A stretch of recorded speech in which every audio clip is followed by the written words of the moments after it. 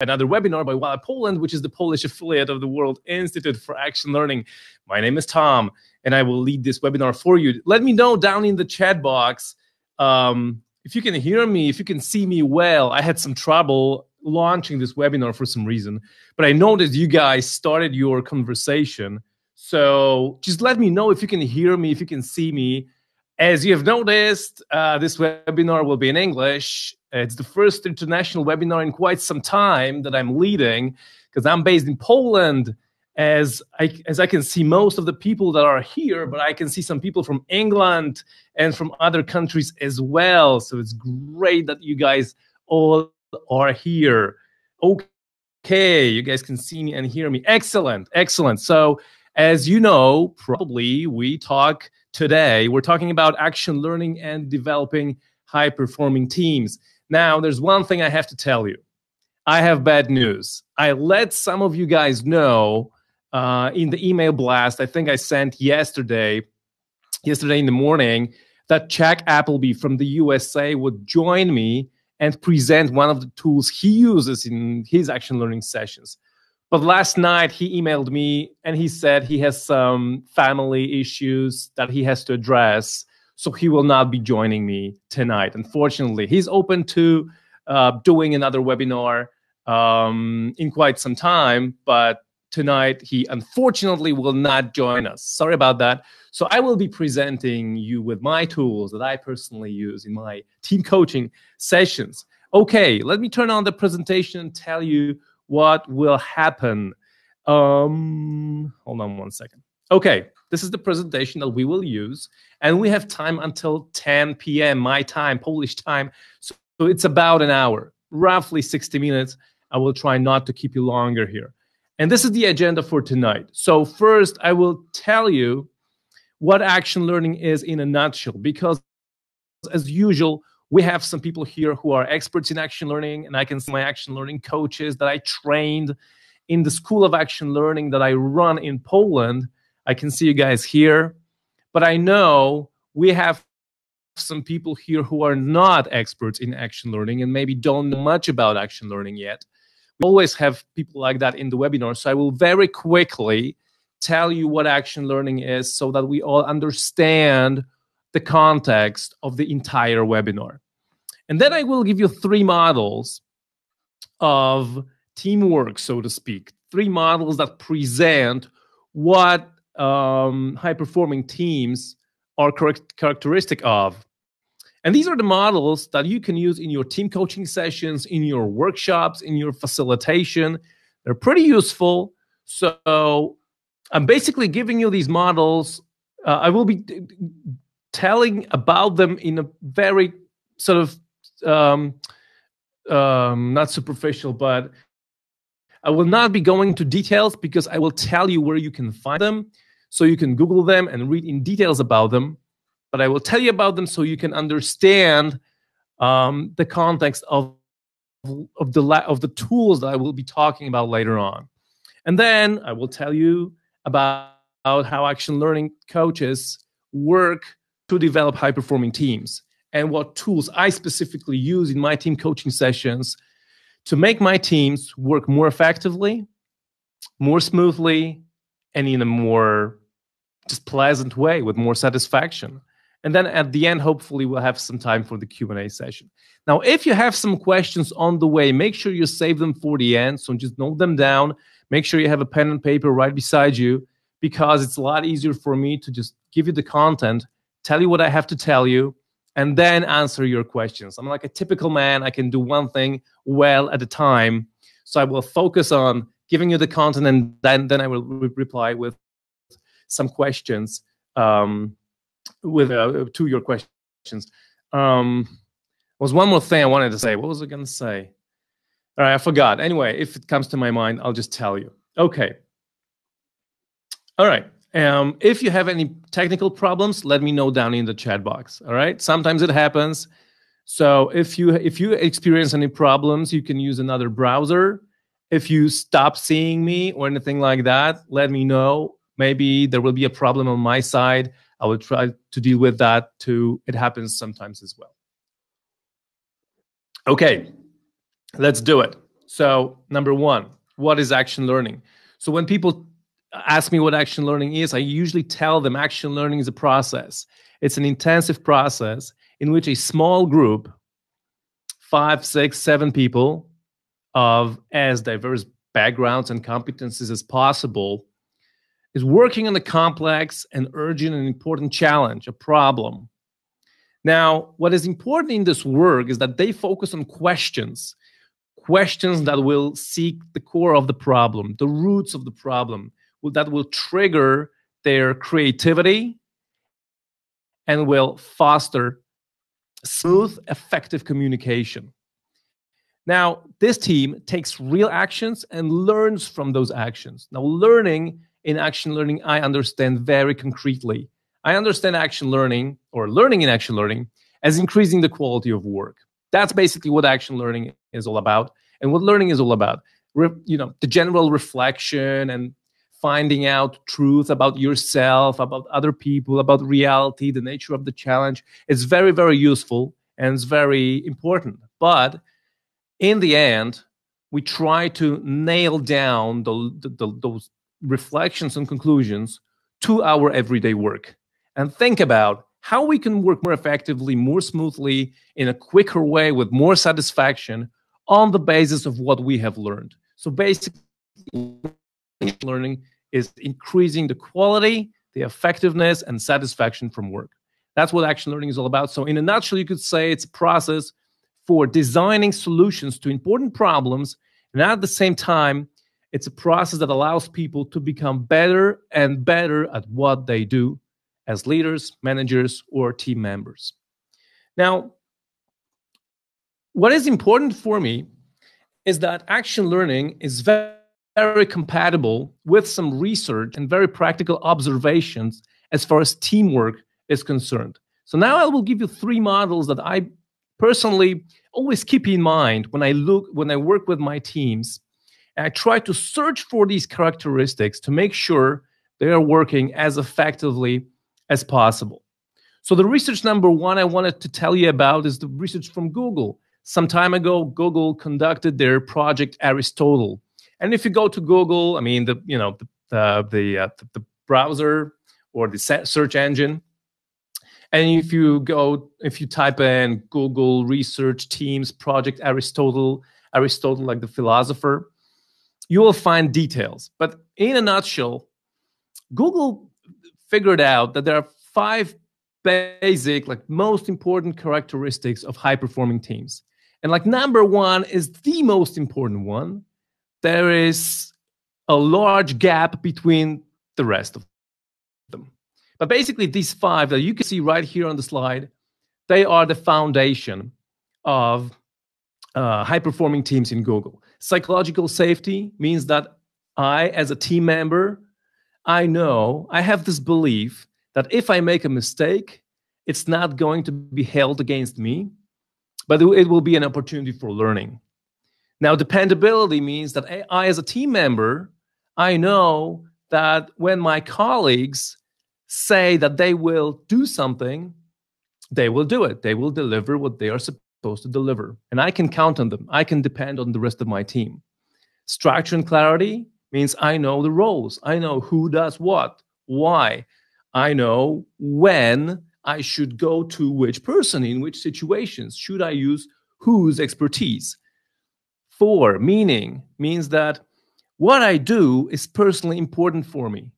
It really counts for me that I do this the best I can. And number 5 means that we as a team, we have this shared belief that what we do has larger impact. It really influences the reality around us, and our work is not in vain.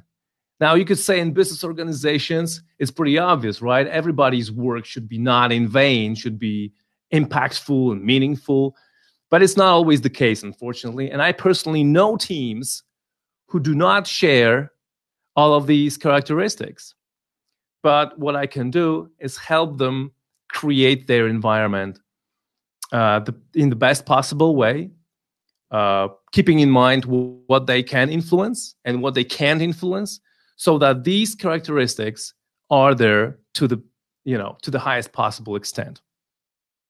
Now, model number 2 I want to tell you about is also based on research, because Google research, you could really look at this as at scientific research. Google, I think, really does good work as far as like science is concerned and math and everything. And similarly, MIT does their research. MIT is the Massachusetts Institute of Technology, the best technical university in the United States, maybe in the world, who knows. If you want to be a rocket scientist, you go to MIT. And some time ago, they conducted their own research. And for some reason, they also developed 5 characteristics of high-performing teams. So they are more descriptive than those from Google. Let's take a look at them. Number 1 is that everyone on the team talks and listens roughly equal measure, keeping contributions short and sweet. There is roughly equal amount of participation from everyone. And if you look at the research, what's interesting, if you look at the research from Google, if you go in depth into that research, you'll find out that this is one of the behaviors that contribute to psychological safety. This is one of those behaviors that everybody speaks roughly in a similar amount of time. There's balance in participation. For some reason, that is present in all teams that share psychological safety. Number 2, members face one another, and their conversations and gestures are energetic. They face one another. They sit in a way that they can see each other. It's very interesting when I start team coaching sessions, when I start action learning sessions, even in really like mature, well-performing teams, it happens that people, when they start the meeting, they sit in a way that they cannot see each other, at least partially. Like one person cannot really see the other person because she is sitting right beside the other one and cannot, see the face expressions or the gestures or the behavior of that person sitting right beside. So I always ask my teams, make sure, I always say, make sure you're sitting in a way that everybody can see everyone else. And they always change positions, even slightly, even like a few centimeters. But they noticed that initially when they sat down, they were sitting in a way that some of them could not see someone else. Number 3, members connect directly with one another, not just with the team leader. People talk to each other in different directions. They don't talk to one person only. Now, number 4, members carry on back channel or side conversations within the team. This means that when one person is talking, like the leader, or maybe another person is saying something, 2 people maybe having a short conversation, 1, 2, 3 sentence conversation, and they're whispering on the side. Now, this is counterintuitive, right? Like we were always taught that one person is speaking and everybody else is listening, right? That this is what the effective communication looks like. And there we go. Surprise, surprise. Looks like the high-performing teams that MIT examined really share this behavior. So this probably means that people, when they have something to ask about, or when they have a remark to give, but not necessarily like to everyone in the team, but to one person, they use that channel, this back channel of the conversation to ask the question or give the remark, and they don't use the space in the entire team. And number 5, members periodically break, go exploring outside the team, and bring information back. Also, if you look at the research from Google on managers, that was called Project Oxygen. Very interesting. Go Google Project Oxygen. And they developed 10 behaviors of a successful, good manager in Google. One of those behaviors that those managers share is that they work across the organization, which means they they walk outside of their sort of immediate working zone, and they reach out to other professionals from other parts of the organizations. They work across the organization, so they reach out even to the other side of the organization, so to speak. And this is very similar. This means that the team is not working only, or maybe is not using only the resources that it has within, but it goes beyond its boundaries and is looking for resources, support, whatever outside of their team, department, part of the organization, plant, whatever that might be. Okay, and model number 3, what do you think model number 3 can be? I think you can have a good guess if you think about it. Let me know down in the chat box. What do you think model number 3 can be that I would like to present you with? Maybe you know some models of teamwork. Maybe you know some models that I don't know and other people don't know. Maybe we can share some information and exchange it. Let me know down in the chat box from KP. I don't know that one, Marcin, if that's a model for teamwork. But if you have a guess of what model number 3 can be, let me know down in the chat box. What do you think? Okay, I can see some people are typing. So I'll give us a minute.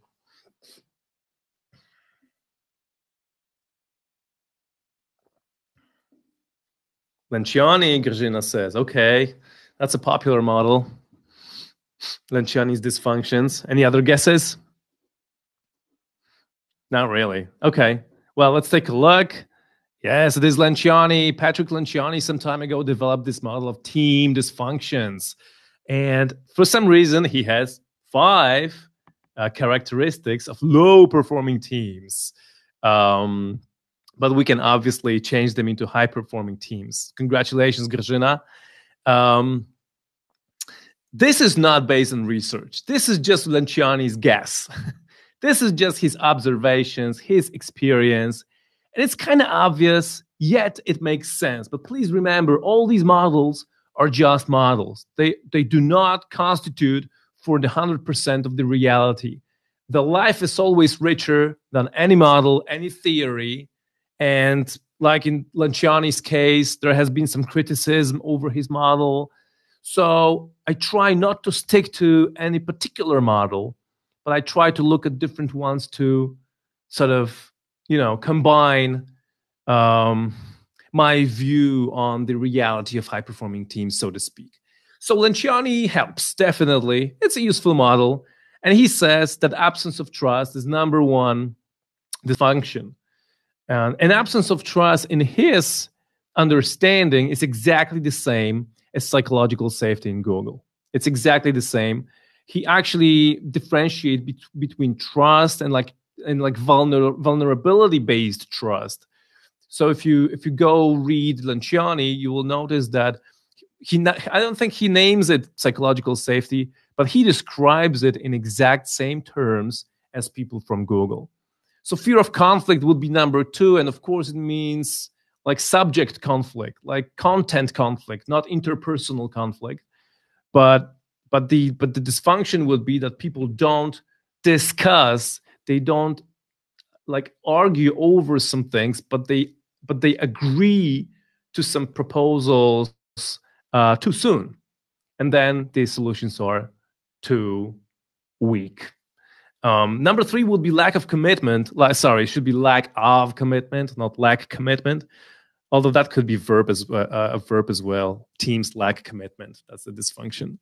So Lenciani will say that poor teams don't do what they say they will do, right? So the commitment here would be really taking actions and making sure things are delivered, and what we planned is there in a week, 2 weeks, or 2 months. Now, number 4 would be avoidance of accountability, which means that people do not really pay attention to other people in the team, that we as a team do not pay attention to what we deliver, and if other people are delivering as well what they are supposed to deliver. That would be the accountability, sort of team accountability, making sure other people do their work as well. And then inattention to results, which means, as Lon Chaneys says, people sometimes fail to monitor the progress. And then in the end, they don't know where they are. They don't know how much time they devoted to some things and what the effects were and how much time they need to finish them off and when they will achieve what they want to achieve. So, and then he says also quite wise thing as I see it. He says, if you don't monitor results, if you don't care about results, people start caring about other things. And they start caring about themselves too much, like their role, their, what they gain from their work, how much they can gain from different interpersonal games they enter in the organization, and so on and so forth. Okay, so these are the three models that show what high-performing, or in Lon Chaneys' case, low-performing teams can look like. Now, I have some tools for you that I use in my action learning sessions that help me bring those teams more towards what these models show. Now, before I tell you about those 5 tools, I have some initial guidelines for you. If you want to use these tools, and if you want to use action learning approach, even if you don't know action learning yet, you can try to use action learning approach, but you have to remember about some things. So I want to give you these 5 guidelines. They're not like typical action learning guidelines. They're my guidelines for you in this webinar. I wrote them specifically for you guys for tonight, keeping in mind that you might want to use these tools in your sessions, workshops. Number 1, have the team work on a real and complex challenge. Even if you're running a workshop on like communication, leadership skills, conflict resolution, things like that, you can devote part of that workshop to a session in which small groups or teams, 5, 6, 7 people, not more, are working on a real challenge that one person presents. Of course, it has to be confidential, but let's imagine one person in that group says, okay, I'm a manager. I have this problem in my team, or I have this, there is this change happening in my organization and circumstances are changing and I have this issue right now, or I have this team and I'm facing a challenge with this team and it's about, right? So that person presents a real important, complex challenge to the team that is supposed to help that person find a solution. Now, you want to make sure that they focus on questions. In WILE Action Learning, if you know WILE, that's the World Institute for Action Learning, and I lead WILE Poland, the Polish affiliate. But if you don't know WILE, make sure you go to wile.org, which is WIAL.org, or wilepoland.org for that matter. So in WILE Action Learning, we have this ground rule, which is very specific to this variety of action learning. Because if you think about action learning, there are some varieties present in the world. But WILE Action Learning is a way of team coaching that has the specific rule for communication, which means every statement must be formed in response to a question. We don't use statements that are not in response to a question. Every statement, you can always form statement, you can only form statements in response to a question. A question can be asked by anyone, of anyone, at any time. Doesn't matter. The direction of communication doesn't matter. Doesn't matter what kind of a question it is. Open-ended, closed-ended. Of course, people are encouraged to ask open-ended questions. But we focus on questions a lot. And actually, I think every action learning variety focuses on questions, but in different ways. So if you want to try out this rule, you have to be careful because it's very powerful and it changes communication dramatically in the team. You can give it a try, but make sure you do it. If you don't know action learning and you're not a professional action learning coach, make sure you do it with a team that is safe for you. You know them. You can handle whatever happens during that meeting. And you can explain clearly to them why they're using this rule. But anyway, you can always focus on questions in 2 ways. Number 1, you can ask questions of that team. And number two, you can encourage them to ask questions of each other. Simply asking a question, every now and again when the meeting is going on, you can ask a question. What question can be posed right now? I'm hearing a lot of statements. I'm hearing a lot of exchanges of ideas, opinions, judgments sometimes. Now let's think about a question. Let everyone write down one question that he or she would like to ask right now of the group or one specific person to move our work forwards. Or what is the question that anyone right now could ask to help us find the core of the problem, generate solutions, right? Things like that. Number three, do not lead the meeting. Action learning coaches, especially in the WILE methodology, do not lead the meeting.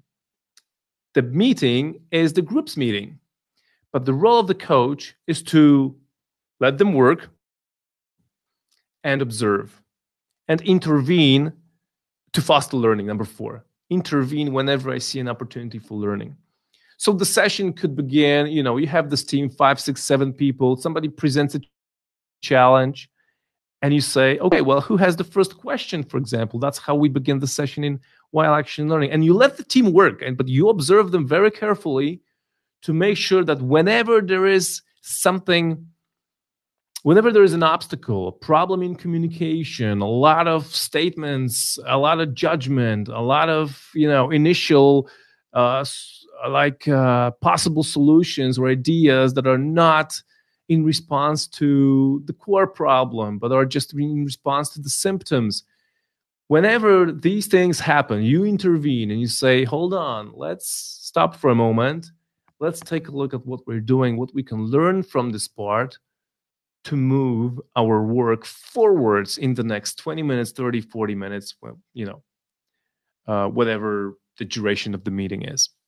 And then number 5, which is very important, which you probably know, it's important in the trainer's work, facilitator's work, coach's work. Do not judge. Do not assess the work of the team. Let them work. Sometimes the group will be very high performing. Sometimes they will be low performing. But they always work as best as they can. They always work as best as they can, even if they suck, even if it's a disaster. They always do their best. That's what people are like. But the effects can differ. Let them work and help them learn. Help them draw conclusions from what they're doing, and help them decide how they can work in a better way. That's the approach we take to working with groups, roughly speaking. And this is the framework. This is the sort of environment in which I use the tools that I will present you with right now. Tool number 1. It's called SRWR, which means for Stop, Reflect, Write, Report. It's a very useful tool, very simple. I started using this tool when I was trained in the USA in action learning, and nobody told me I'm using this tool, and I didn't know it until I read about it in Ernie Turner's book, Gentle Interventions in Team Coaching. And if you want to read a good book on team coaching, I recommend it. Ernie actually is not in a typical action learning world. He's more into action reflection learning variety. It's a really good book, and he describes the tool there. And it's a really simple tool that is supposed to help people, everybody in the team, reflect on what the team is doing to work better in a second. So it has 4 simple stages: stop, reflect, write, report. Stop means we stop working. So the coach will say, or you as a trainer, when you're leading a workshop, and you can see there's something going on in the group, like there is, we're not working as effectively as we could, or in this team coaching session or in this facilitation. You could say, we've been working for about an hour right now. We've been working for like 15 minutes or half an hour. Let's pause for a moment to take a look at the pulse of the group, the pulse of our team, right? Now, I want everybody to think about answers to 2 questions. Question number 1, name one thing we're doing well. Give me one thing we're doing well, and write it down in point. Think about one thing we could do differently. to work more effectively. One thing we can do better, write it down. Don't tell me it. Don't tell me. Sometimes I don't use this tool. I just let people tell me. But when I want them to stop and reflect, I tell them, don't tell me. Write down. I will ask you in a second. Take 30 seconds to think and write. What does it do? Well, it does a couple of things. Number one, it gives everybody equal time to think and develop the answer. You have extroverts in your groups. They will speak up, instantly. You have introverts who will not speak up so quickly, or they will not speak up at all. If you stop people, have them think and write things down, everybody has equal chances. Number two, when you write down, you make your thoughts concrete, specific. You make your thoughts concise. You don't elaborate and talk too much when you're asked later on. And then when you stop and you think and you write, you have more time to think. You have more time to reflect and really grasp the one most important thing. Sometimes when I ask people, what are we doing well? What can we do better? They tell me, but they tell me superficial stuff that is on the surface. When I want them to go deeper in the process, in what is going on in the group, I tell them, okay, let's do it again. Let's take 30 seconds and give me one thing that is most important for you in what we're doing here, that we're doing well. One thing you think we should change. And they tell me different stuff. Okay, and then report. Then I ask them, you tell me, and then everybody tells me these two things. It's quick, it's efficient, everybody participates, everybody has equal chances. There's no taking too much space. Stop, reflect, write, report. I don't tell them what they should do. I don't assess it. I intervene. I say, let's pause. Let's reflect. You guys tell me. And when we finish, I say, okay, you just told me what we can do better, right? I asked you, you told me. Now the responsibility for implementing these actions that we can do better is on you. Who has the next question? Who would like to move our work further? That's how I end my intervention. That's how action learning coaches work. Yeah, that's the title of the book, exactly, that you guys typed in the chat box. Thanks for help. Okay, tool number two, Debrief. Tool number two is Debrief. Something that every trainer will probably do at the end of an exercise, right? We talk about what happened. We draw conclusions from what we did, how we did on that. However, in action learning, this is one of the crucial parts. And in action learning, we make it a bit longer. We make it a bit more specific, a bit more detailed, okay? So at the end of every meeting, I will devote at least 15 minutes. This is like the minimum time. And it doesn't matter what kind of meeting it is. Team coaching, facilitation, regular business meeting.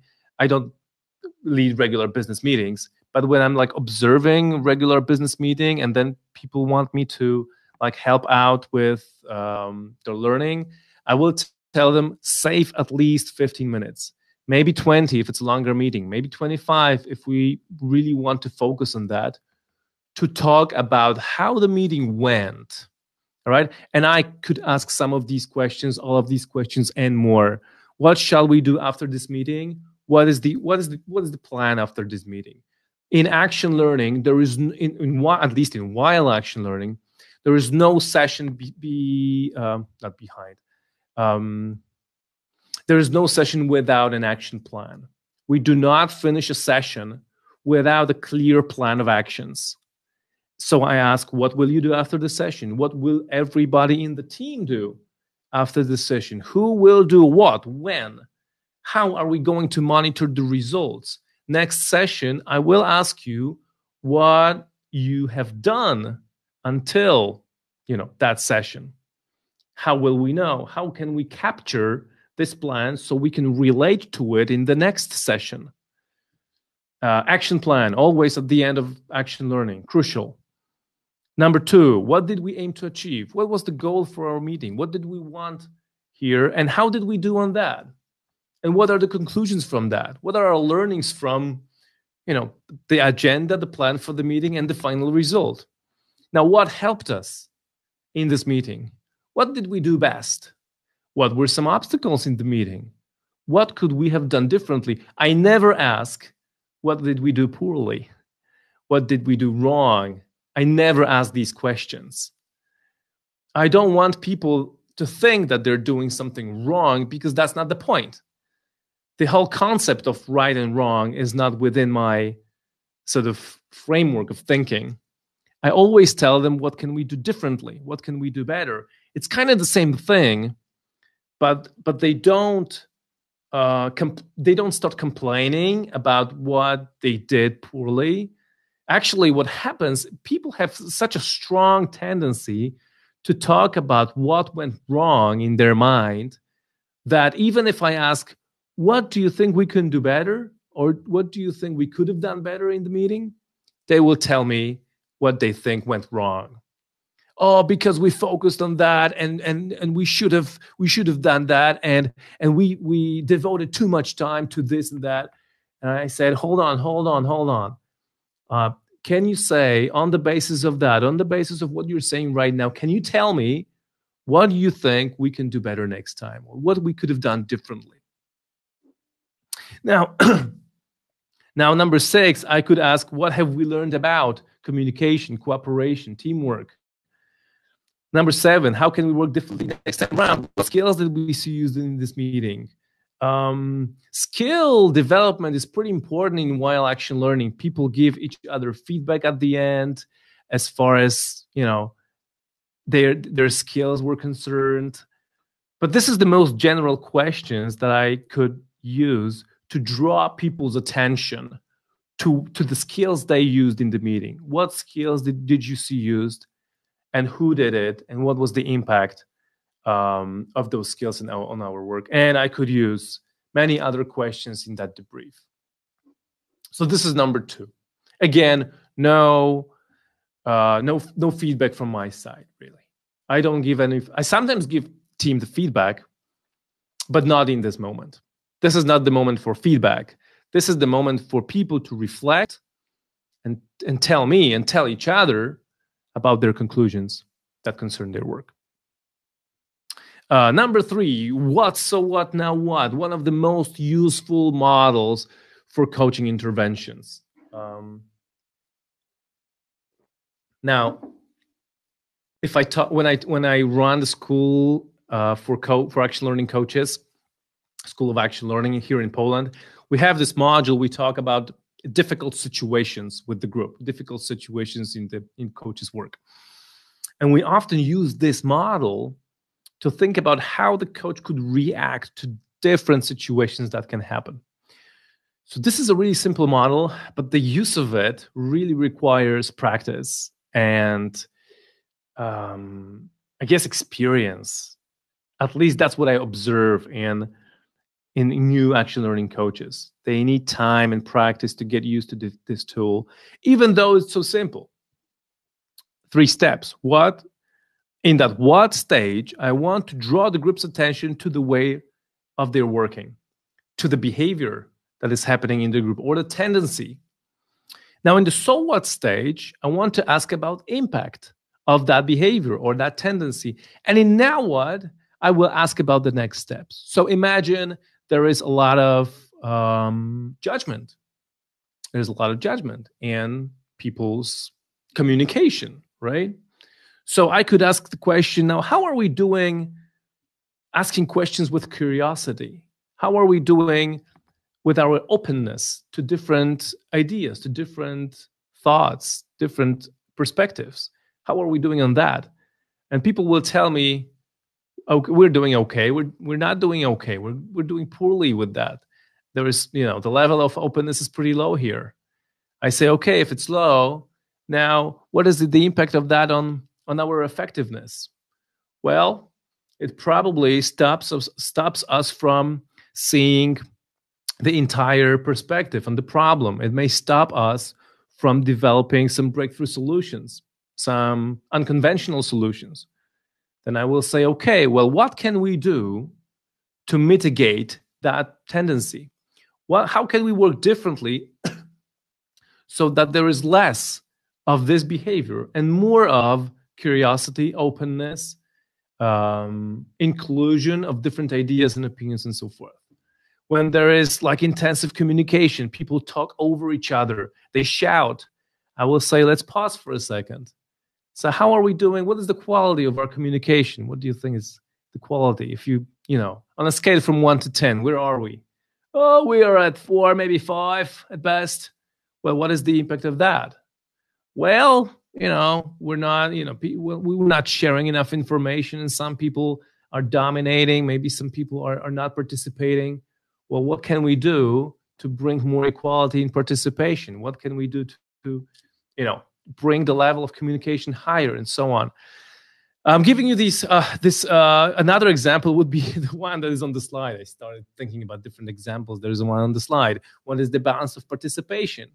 There is always, well, not always, but there is frequently imbalance of participation at the beginning of the meeting. Some people are more extrovert. They think quickly. They talk a lot. Some people are more analytical. They listen a lot. They don't talk too much. Well, what is the balance of participation? How does this influence our work, our effectiveness? I recently had a team tell me, well, there is imbalance in participation, but the effectiveness is high. It's okay for us right now. I said, okay, if it's okay for you guys, it's fine with me. I'm just checking. So no judgment, no assessment here. I sometimes give feedback, but I don't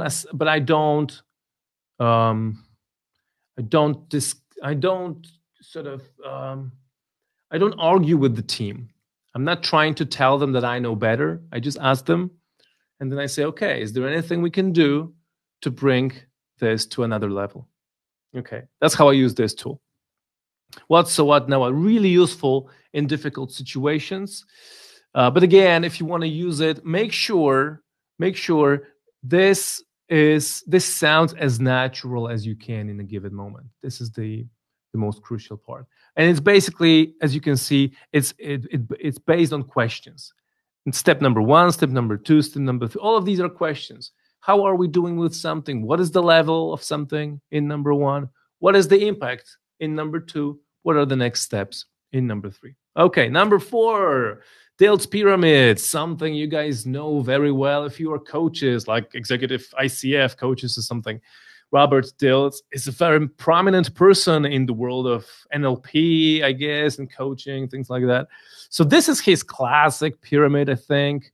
When I use this tool, I actually use like a 2.0 version. I'm not sure if there's a 2.0 version. I just add emotions there. I just add what else do I add? Values.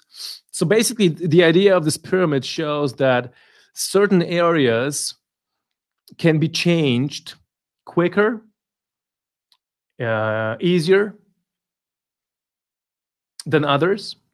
The lower you are in the pyramid, the easier the changes are usually.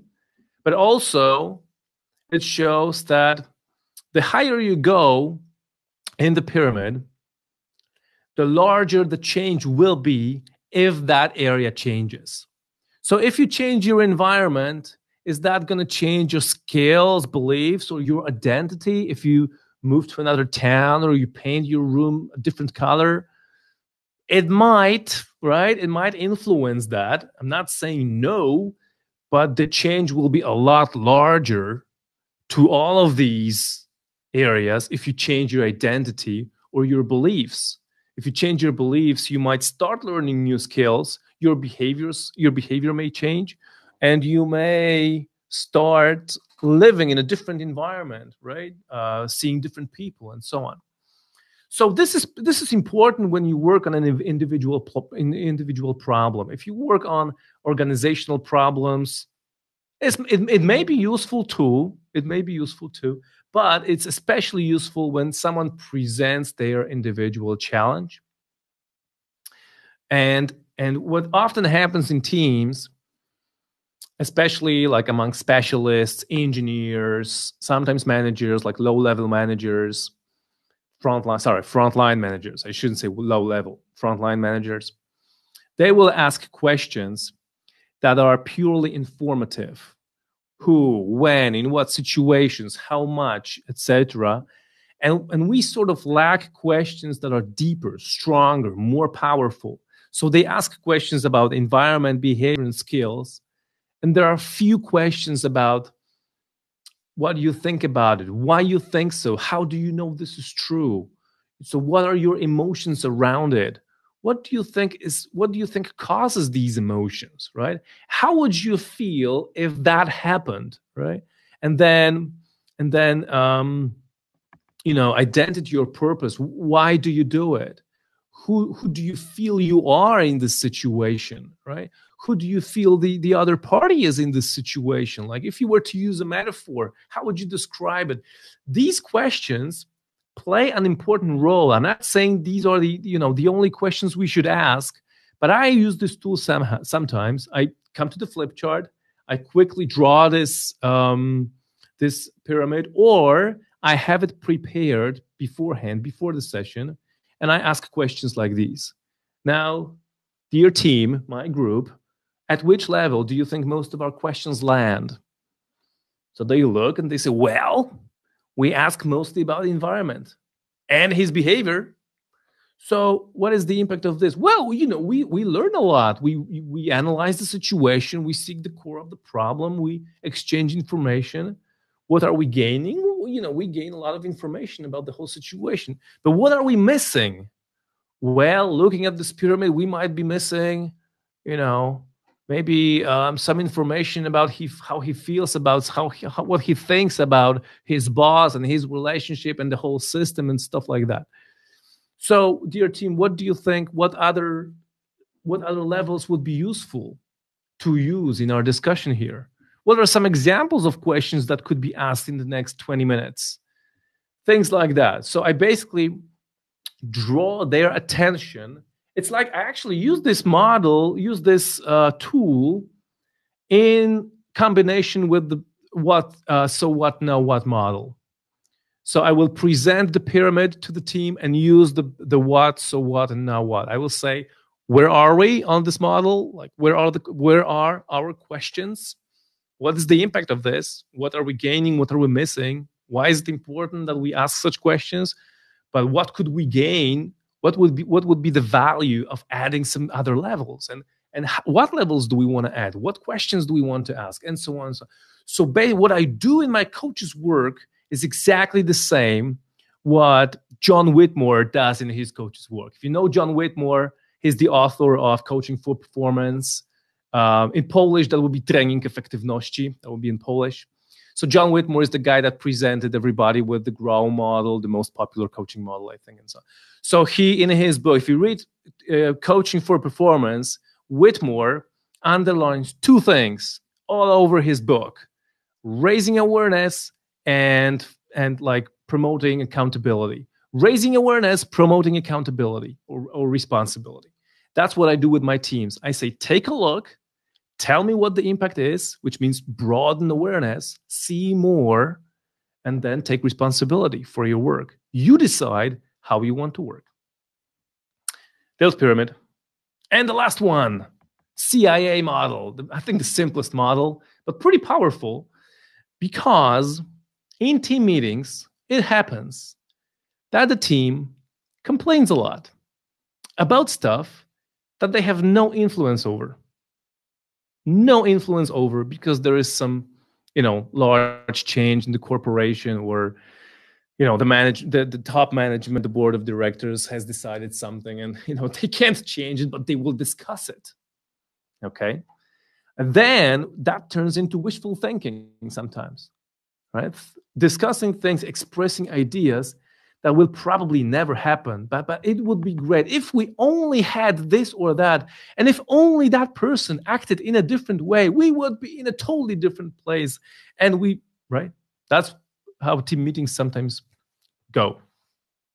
So when that happens, when I hear complaining, when I hear wishful thinking, I say, dear team, let's take a look at the simple model.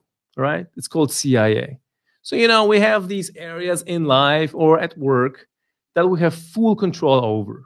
You know, when I'm making tea, I decide what tea I'm making. Similarly with coffee, if I go for beer, I decide who I'm going with. I can meet some people on the way, that's true, but it's my decision when I'm going, where I'm going, who I'm going with, right? I control it in a way. I may not have like 100% control because somebody may not join me, but, you know, basically I decide what I do. And then there are some things that we have influence over, right? If you live in a partner, if you work in the team, you can offer something, propose something, you know, give feedback, ask that person change his behavior or her behavior in a way that will be more suitable for you. So you have influence on that, but you don't have 100% control. And then there are areas in our lives, in our work, that we have no control. We can only accept them. I'm not saying we should agree with them. It's a completely different story. We have to accept them because we can't change them. If, you know, it's rainy weather and I would like sunny weather, I don't have to agree that it's good that we have rainy weather. All I need to do is accept it because I can't change it. If I don't accept it, the only thing I will get is frustration and I will lose my time complaining or wishful thinking.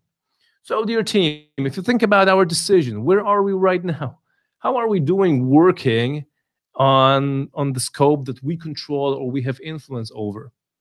Well, the team will tell me they usually notice that they, you know, sort of have gone off the track. And then I will say, well, what is the impact of that one? What is the consequence of continuing this conversation, given the fact that we have 20 minutes left until the end of the meeting? Right? They will tell me, and I say, okay, well, what do we really want to discuss in the next 20 minutes? Where do we want to move from this area accept? To which area do we want to move? What do we want to talk about in the rest of our meeting? This is how I use this model, and it's again in combination with the what, so what, and now what model, and it's all again about raising awareness and promoting responsibility. That's how I do it. Okay, if you stay until the end, I will give you this presentation if you want, but stay until the end. I still have some things to tell you. This is the end of the content. We're approaching the end. Tell me what you have learned in this webinar so far that you can apply in your work and your life in general. Let's reflect. I'll take 10, 20 seconds to think about one important thing you can take out of this webinar, this meeting, that you can implement in your work and in your life in general. And let me know down in the chat box. It will be very valuable for me to learn what you have learned in the meeting, all right? Sylvia, CIA method. Okay. Katarzyna is right, typing something. Let me know.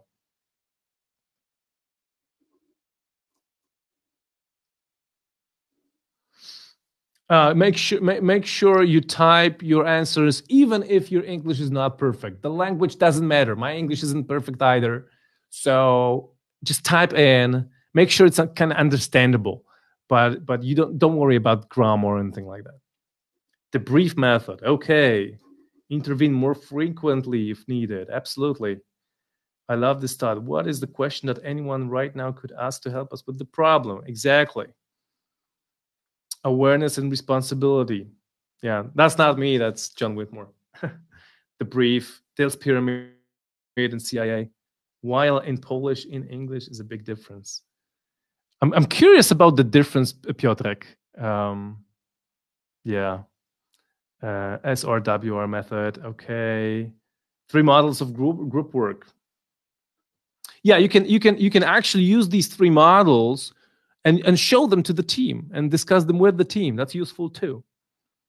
More time for reflection. Ernie Turner would be proud. You can always find a solution.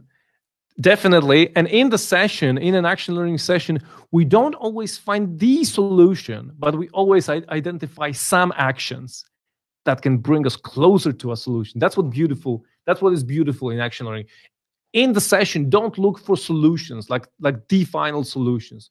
Always seek actions that may bring you to the final solution. CIA, Combo. Okay. Tom, you got to make things done.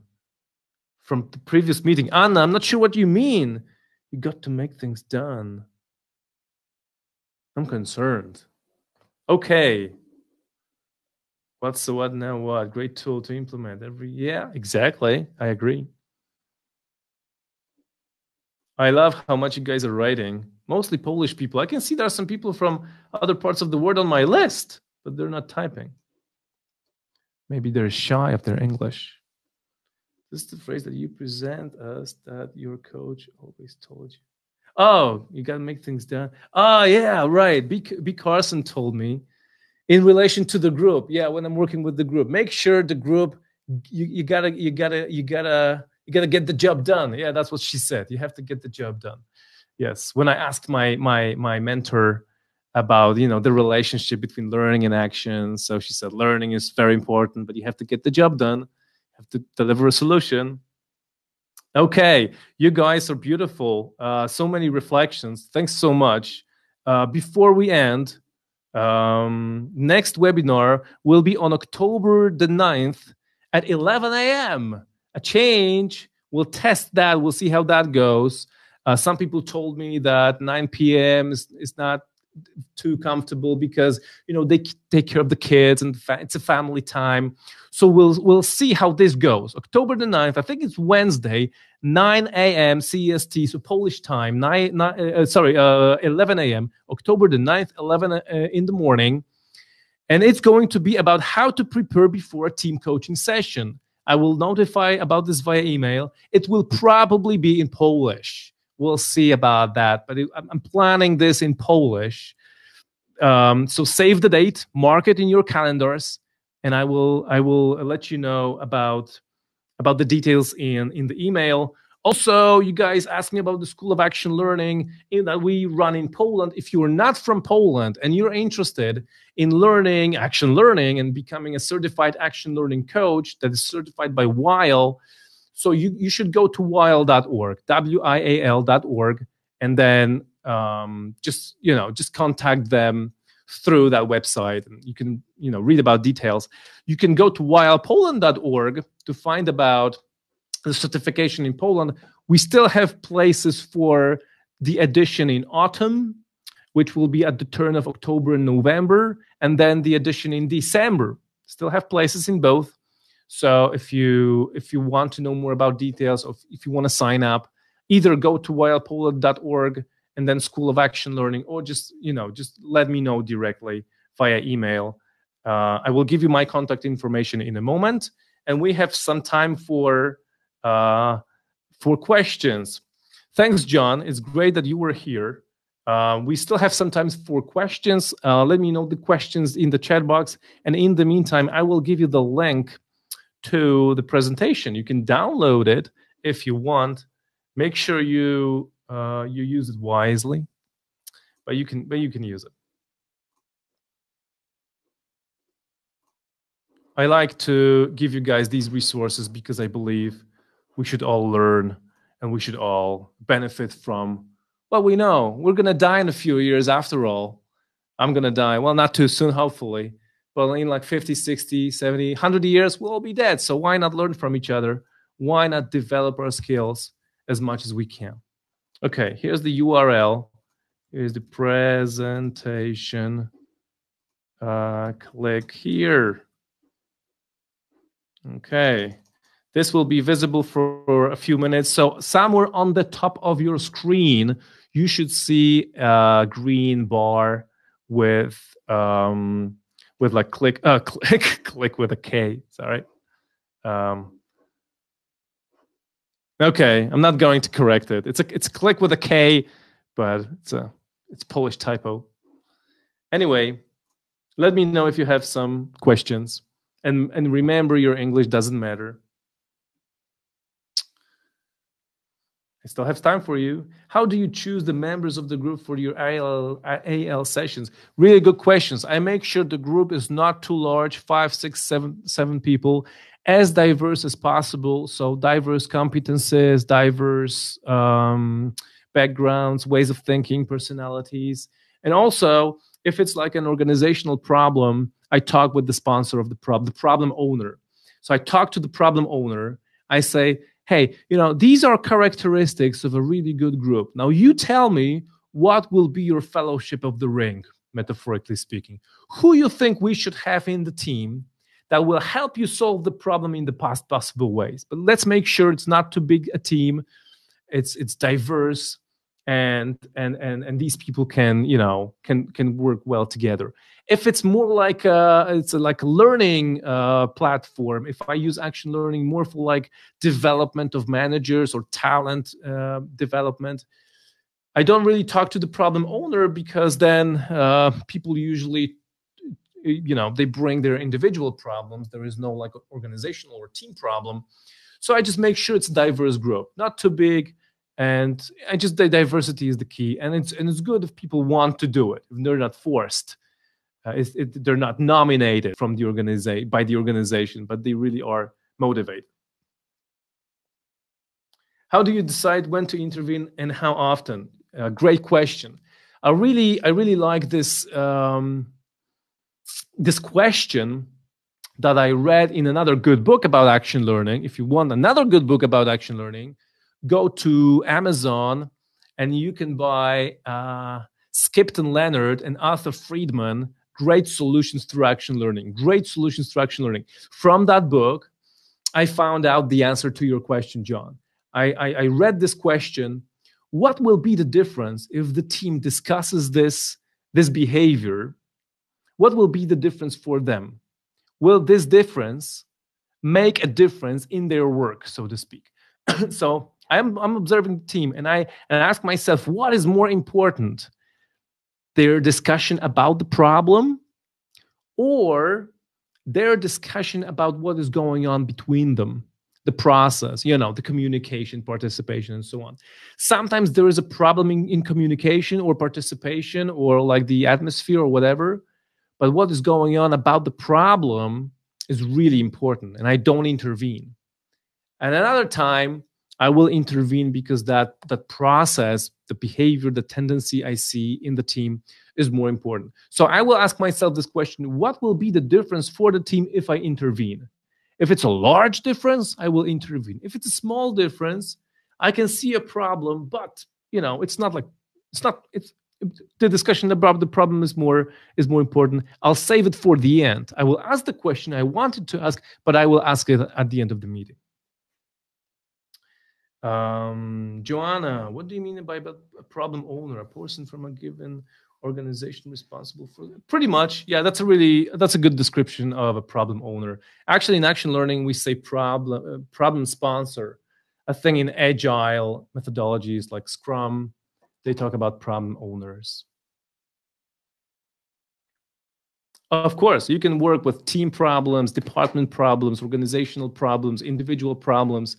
Doesn't matter, especially in the WILE methodology, because in like classic action learning, not so much. But in the WILE methodology, it's all about teamwork. So we can tackle any problem we want as long as it's complex and important for us.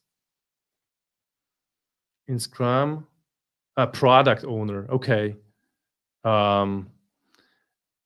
Yeah, okay, because they have to develop a product, and here we have to solve a problem. Very similar.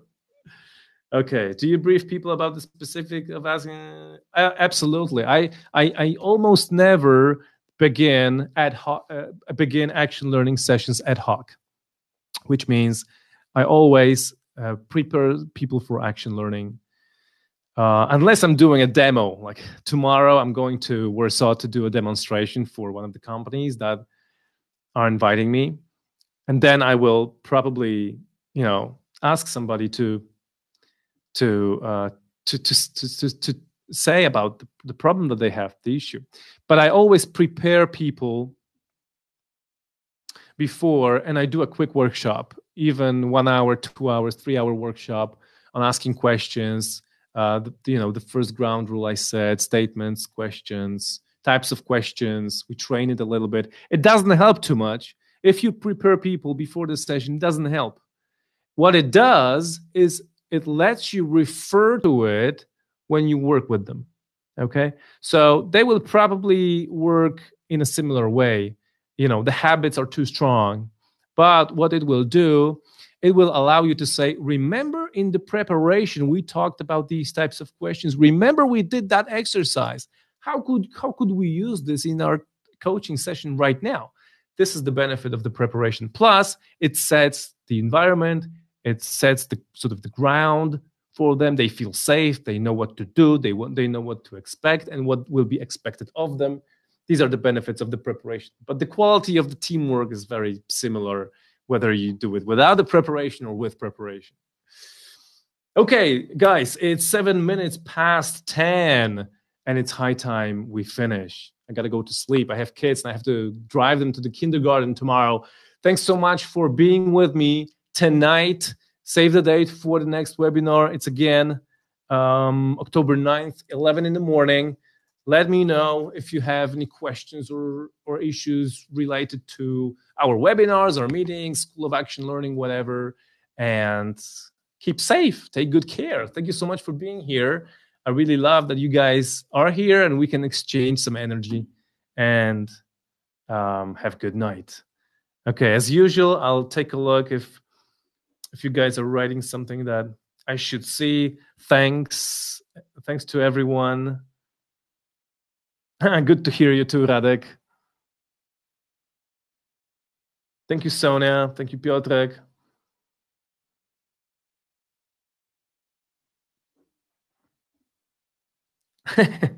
Okay, go to sleep, Piotrek.